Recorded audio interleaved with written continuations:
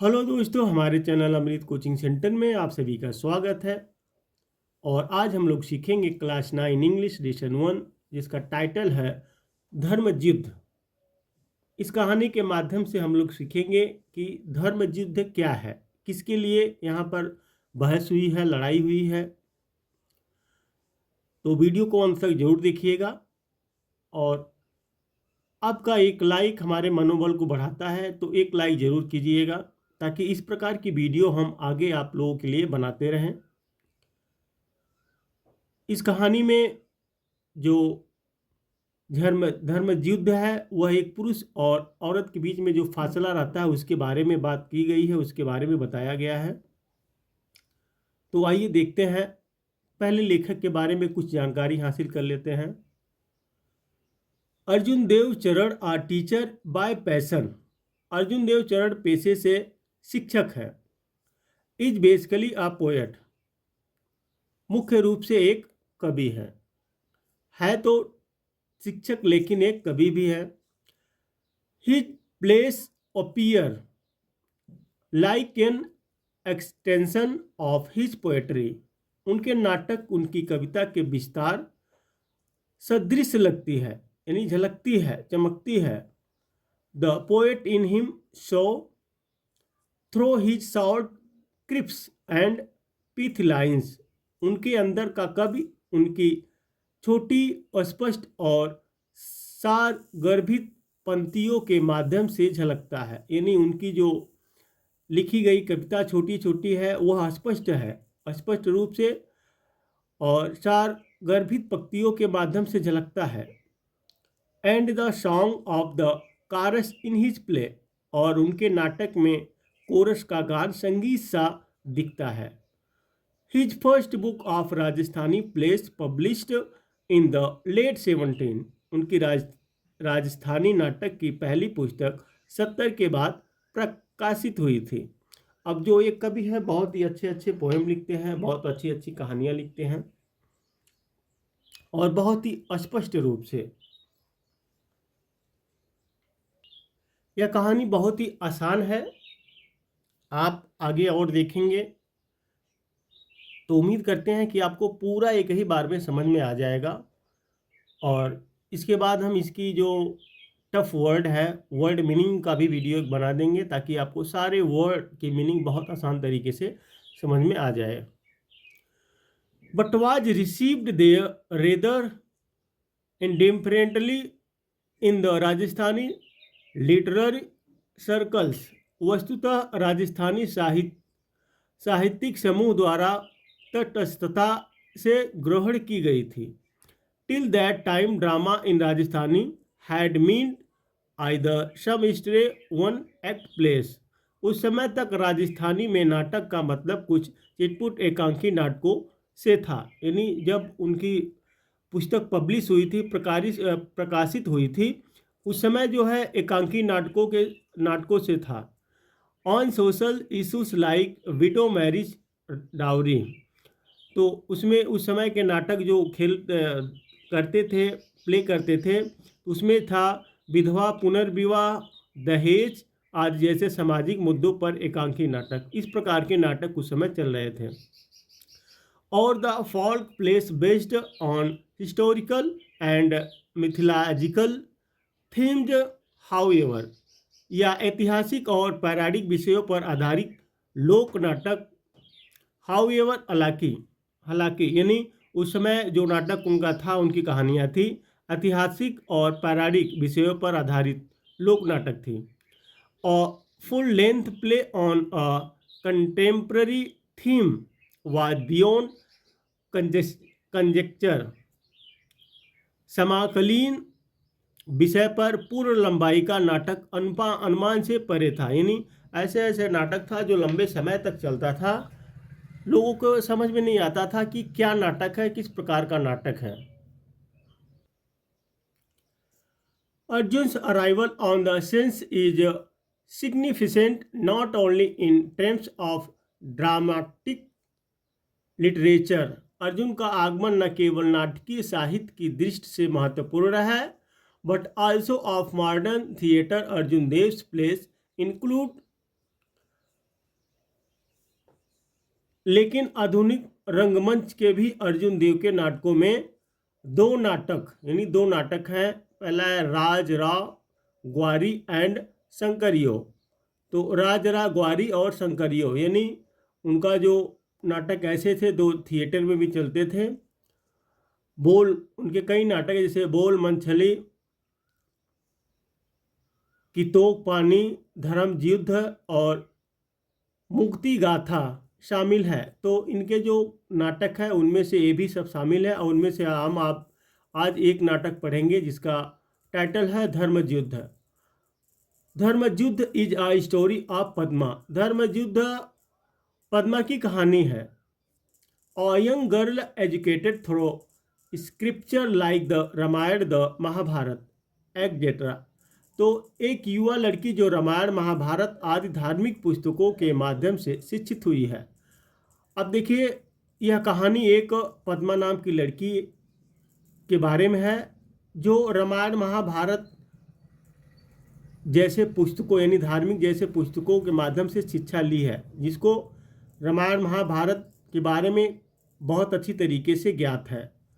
She feels aggrieved and agitated. वह दुखी और परेशान महसूस करती है। वह अपने आप को बहुत दुखी महसूस करती है और परेशान दिखती है। By the charitably orthodox attitude of the society towards woman. महिलाओं के प्रति समाज के उदार रूढ़िवादी रवैये से। यहाँ पे वह परेशानी इसलिए रहती है कि समाज में जो औरतों के प्रति है रूढ़िवादी रवैया, उदार रवैया, इन सब घटनाओं से वह बहुत परेशान है और बहुत दुखी है। She repeatedly questions her parents and her teacher. वह बार बार अपने माता पिता और शिक्षक से सवाल करती है। यानी वह जब परेशान है, दुखी है, लेकिन बार बार अपने माता पिता और शिक्षक से सवाल करती है किसके बारे में, about the rights and the identity of a human. महिलाओं के अधिकारों और पहचान के बारे में। राइट्स का मतलब होता है अधिकार, आइडेंटिटी का मतलब होता है पहचान। तो वह बार बार अपने माता पिता और शिक्षक से प्रश्न करती है किसके बारे में, महिला के अधिकारों और पहचान के बारे में। यानी महिला के अधिकार क्या है, उनकी पहचान क्या है। And ask them whether her identity is subject to her marriage. और उनसे पूछती है कि क्या हर प्रकार से उसकी पहचान शादी ही है। वह अपने माता पिता पेरेंट्स से पूछती है कि उनका अधिकार क्या शादी ही है, यानी विवाह ही है। पद्मा, यहाँ पे पद्मा कहती है माँ यानी mother, what is the identity of a woman. माँ, औरत की पहचान क्या है। पद्मा अपने माता से पूछती है कि औरत की पहचान क्या है। फिर माँ बताती है why do you ask that. तुम इसे क्यों पूछती हो, तुम ऐसा क्यों पूछती हो, तुम इसके बारे में क्यों पूछती हो। पद्मा कहती है how am I different from others. मैं अन्यों से कैसे अलग हूँ, मैं दूसरों से कैसे अलग हूँ। फिर माँ कहती है यू आर माई डॉटर। तुम मेरी पुत्री हो। Our only child. हमारी एकलौती संतान। And your father's darling. और अपने पापा की प्रिय। फिर उनकी माँ कहती है कि तुम तो मेरी पुत्री हो, हमारी इकलौती संतान हो और अपने पापा की प्रिय हो। फिर पद्मा कहती है father cares more for money than for me. पापा मुझसे अधिक पैसों की चिंता करते हैं। It takes a heart to wish to love. यह हृदय से अर्पण प्रेम है। अब पद्मा कहती है कि पिताजी तो हमसे अधिक पैसों से प्यार करते हैं। फिर माँ कहती है फॉर हुम डज ही सेव। वह किसके लिए बचत करते हैं। He does all this only for your sake. वे ये सब केवल तुम्हारे हित के लिए करते हैं। फिर माँ उसको समझाती है, पद्मा को समझाती है कि यह तो तुम्हारे लिए बचत करते हैं, तुम्हारे हित के लिए करते हैं। You shouldn't think that I am no heart. तुम्हें यह नहीं सोचना चाहिए कि हमारे पास दिल नहीं है। अब पद्मा जो है ढेर सारे प्रश्न पूछती है, फिर उनकी माँ समझाती है। फिर पद्मा कहती है, but I didn't say it of you, परंतु मैं तुम्हारे लिए यह नहीं करती, यानी यह नहीं कहती तुम्हारे लिए, तो मैं तुमसे यह नहीं कहती, तुम्हारे लिए नहीं कहती। फिर माँ कहती है, I am not in any way different from him, मैं उनसे किसी तरह अलग नहीं हूँ। फिर क्योंकि वह अपने पापा के बारे में कहती है, तो फिर अपनी माँ से कहती है कि माँ मैं तुमसे नहीं कह रही हूँ, मैं तुम्हारे बारे में नहीं कह रही हूँ। फिर माँ समझाती है कि मैं और तुम्हारे पिता एक ही हैं, दोनों अलग नहीं हैं। My identity is linked with his and I cherish the bond, मेरी पहचान उनके साथ जुड़ी हुई है और मैं गठबंधन का पालन करती हूँ। फिर उनकी माँ समझाती है कि मेरी जो पहचान है उनसे जुड़ी हुई है और मैं उनसे गठबंधन हूँ और मैं अपने गठबंधन का पालन करती हूँ। फिर एंटर्स पद्मास फादर, पद्मा के पिता आते हैं। फादर यानी पिता कहते हैं, what is this talk about the bond Padma's mother, Padma की मम्मी, किस गठबंधन के बारे में चर्चा हो रही है। माँ बताती है, हियर इज योर फादर, लो तुम्हारे पापा आ गए। Ask him whatever you want to know, इनसे पूछो तुम क्या जानना चाहती हो, तुम जो भी जानना चाहती हो अपने पिता से पूछो। वो आ गए। फिर फादर, पिता कहते हैं, व्हाट्स इट माय चाइल्ड, क्या बात है मेरी बच्ची। तो इस तरीके से अब वहाँ पे माता पिता और बेटी तीनों एकत्रित होते हैं और बारी बारी से सभी लोग अपना प्रश्न पूछते हैं। फिर माँ कहती है, शी वांट्स टू नो, यह जानना चाहती है, what is the identity of a woman, कि औरत की पहचान क्या है।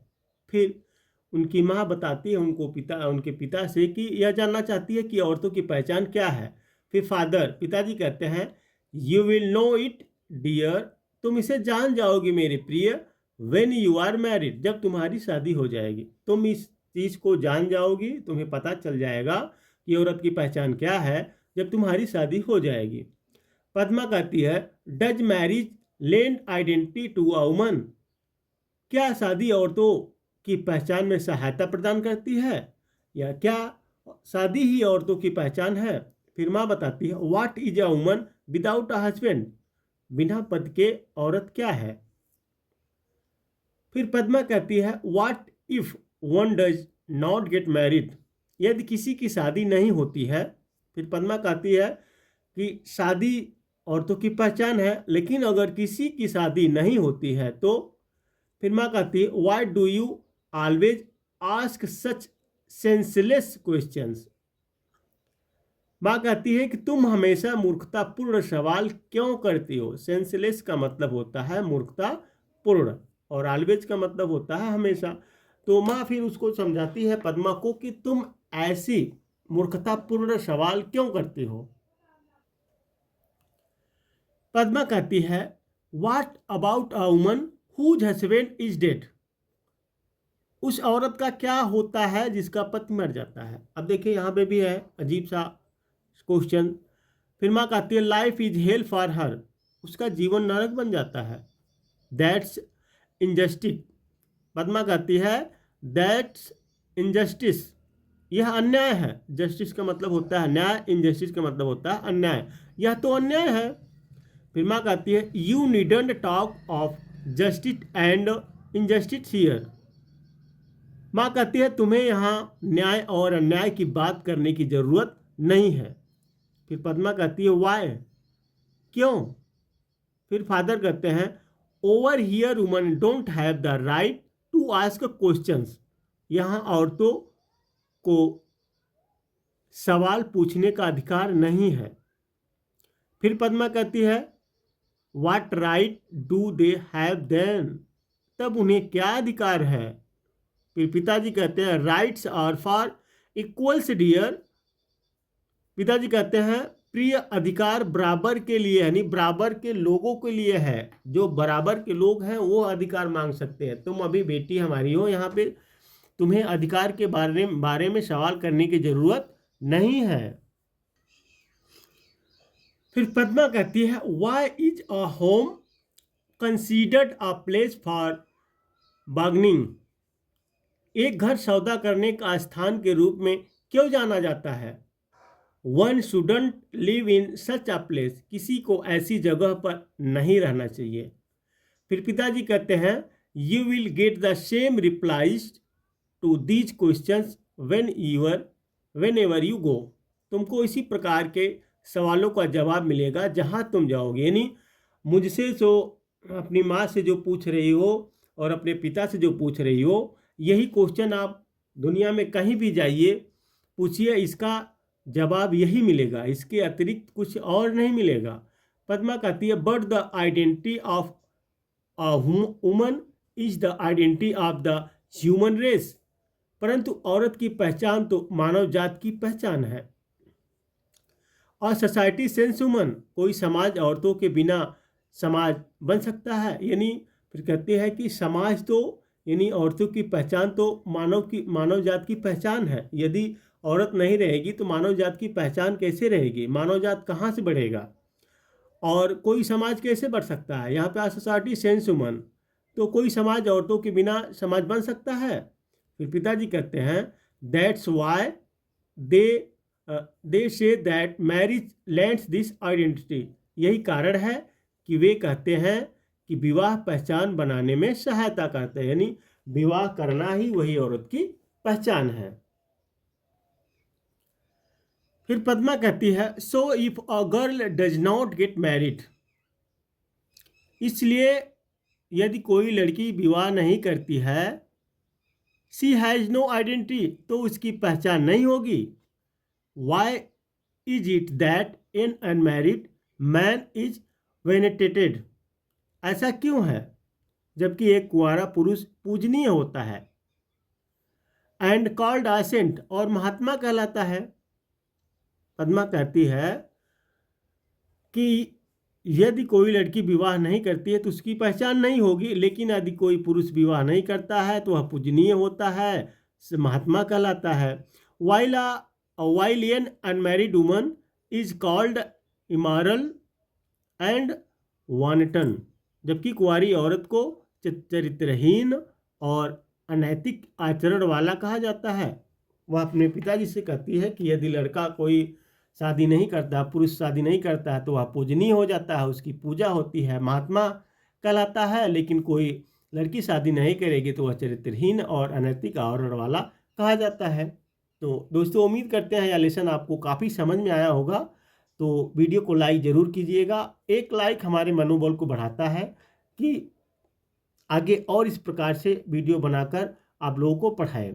अब अगले लेसन में मिलेंगे। आप लोग जानते हैं कि यह पहला लेसन था, दूसरा लेसन है याति। इसी प्रकार से बारी बारी से हर लेसन को हम पढ़ाएंगे, तो हमारे चैनल पर बने रहिए और अपने दोस्तों तक शेयर करना ना भूलें। कमेंट बॉक्स में लिखकर जरूर भेजिएगा जहाँ पे आपको नहीं समझ में आता हो, ताकि अगली वीडियो में हम और तरीके से, एक नए तरीके से समझने लायक बनाकर भेजें।